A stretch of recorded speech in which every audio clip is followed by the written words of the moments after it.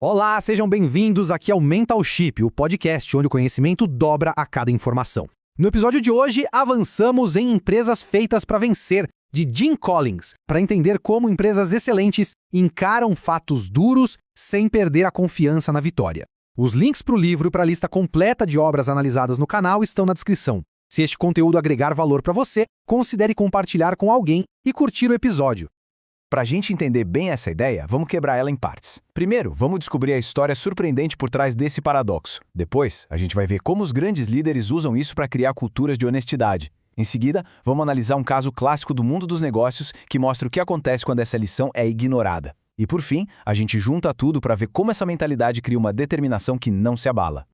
Nossa jornada começa num lugar bem inesperado e sombrio.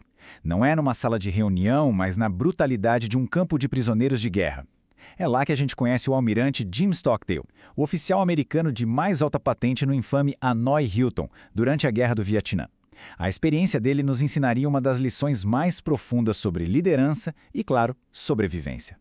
Lá, Stockdale observou algo chocante sobre quem sobrevivia e quem não. Sabe quem morria primeiro? Não eram os pessimistas. Eram os otimistas. Aqueles que diziam, vamos sair até o Natal. O Natal chegava e nada. Vamos sair até a Páscoa. A Páscoa passava e nada. Eles se apegavam a falsas esperanças e, no fim, morriam, de coração partido. O otimismo cego não era uma força, era uma fraqueza fatal. E é aqui que a gente chega no coração da ideia, o que Jim Collins chamou de paradoxo de Stockdale. É uma dualidade poderosa que ele encontrou em todas as empresas de sucesso. É ter duas ideias que parecem opostas na cabeça ao mesmo tempo. Primeiro, a fé inabalável de que no fim a vitória virá. E segundo, a disciplina para confrontar os fatos mais brutais da realidade atual, não importa quão ruins eles sejam. Então, a diferença é crucial. De um lado, tem um otimismo ingênuo, que é basicamente esperar que os problemas sumam sozinhos, sabe? É tapar o sol com a peneira. Do outro, tem a confiança disciplinada de um campeão. E essa confiança não vem de ignorar os problemas. Muito pelo contrário. Ela nasce justamente da coragem de encarar a realidade de frente, por mais feia que ela seja. É isso que constrói resiliência de verdade. Tá, mas como é que a lição de um campo de prisioneiros se aplica ao mundo dos negócios? Vamos ver como os melhores líderes pegam essa mentalidade de sobrevivência e transformam ela no pilar de uma cultura de empresa onde a verdade, por mais desconfortável que seja, sempre vem à tona. É uma pergunta que o Collins se fez. Por que a verdade nua e crua tem tanta dificuldade em chegar na diretoria? Ele descobriu que, especialmente com líderes muito carismáticos, muito fortes, cria-se uma espécie de filtro. As pessoas ao redor começam a suavizar as más notícias, seja para proteger o chefe ou para se protegerem.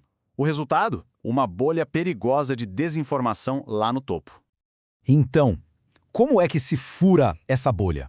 Os líderes das empresas excelentes fazem isso de forma sistemática. Primeiro, eles lideram com perguntas, não com respostas prontas. Eles querem ouvir. Segundo, eles incentivam o debate, a discussão honesta, não a concordância forçada. Terceiro, quando algo dá errado, eles fazem uma autópsia para aprender, não para achar culpados. E por último, eles criam sistemas de alerta, as bandeiras vermelhas, que simplesmente não podem ser ignoradas. Ninguém entendeu isso melhor do que Winston Churchill. A filosofia dele era clara. Fatos são melhores que sonhos. Ele tinha uma personalidade tão forte que tinha medo que as pessoas tivessem receio de lhe contar a verdade. A solução dele? Criar um departamento de estatística totalmente independente, com a única missão de lhe dar os fatos mais crus e sem filtro da guerra. Ele queria decidir com base na realidade, não em ilusões. A lição aqui é inegável. Uma cultura de debate intenso não é sinal de fraqueza, é sinal de força. A Nucor, por exemplo, era famosa por reuniões com gritaria e soco na mesa. Mas era dali que saíam as melhores decisões. O perigo de verdade? O silêncio. Aquela sala onde todo mundo concorda e ninguém ousa desafiar. Esse é o maior risco de todos. E para a gente ver na prática o que acontece quando uma empresa vive essa cultura da verdade e outra não tem exemplo melhor que a história de duas gigantes dos supermercados, a Kroger e a E&P. Uma abraçou os fatos brutais, enquanto a outra se agarrou a uma ilusão. A história delas responde uma pergunta fundamental. O que realmente leva uma empresa ao fracasso? É o mundo mudando ao redor ou é a própria recusa da empresa em enxergar essa mudança? Se a gente olhasse para a A&P e para a Kroger lá no começo dos anos 70, elas seriam quase idênticas. Duas gigantes estabelecidas com um negócio todo baseado em mercadinhos tradicionais. E aqui vem o ponto crucial. As duas viam um futuro com clareza. As duas sabiam que o modelo de superlojas estava vindo para mudar tudo. O problema não era a falta de informação. Mas a reação de cada uma foi o dia e a noite. A A&P ficou presa ao passado, se perguntando o que o seu falecido fundador faria, tentando preservar um legado que já não fazia mais sentido. Já a Kroger encarou os fatos de frente. Eles tomaram a decisão radical e dolorosa de canibalizar o próprio negócio, abandonando o modelo antigo e apostando tudo no formato novo das superlojas. E os resultados nas 2 décadas seguintes foram um nocaute. Como o gráfico mostra, $1 investido em 1973 na ANPC mal dobrou de valor. O mercado em geral deu quase 20 vezes de retorno. Mas a Kroger, eles entregaram um retorno de quase 200 vezes. Eles não só venceram, eles redefiniram o jogo. Então, a lição final desse caso é cristalina. Não foi a mudança do mercado que matou a A&P.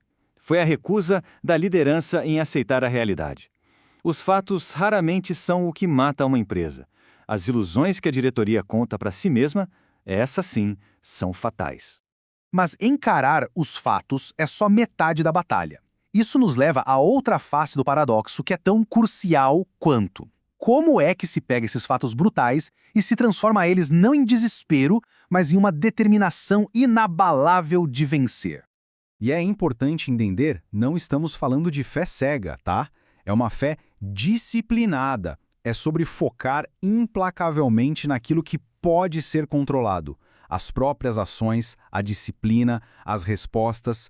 Em vez de gastar energia com o mercado ou com a concorrência, coisas fora de controle, essa energia toda é canalizada para a excelência naquilo que está ao alcance. E o resultado disso é transformador. Quando se encara a realidade, a empresa não fica mais fraca, ela fica mais forte. Para de desperdiçar energia com falsas esperanças. As decisões certas são tomadas mais rápido. Constrói-se uma resiliência de verdade. A equipe passa a confiar na liderança.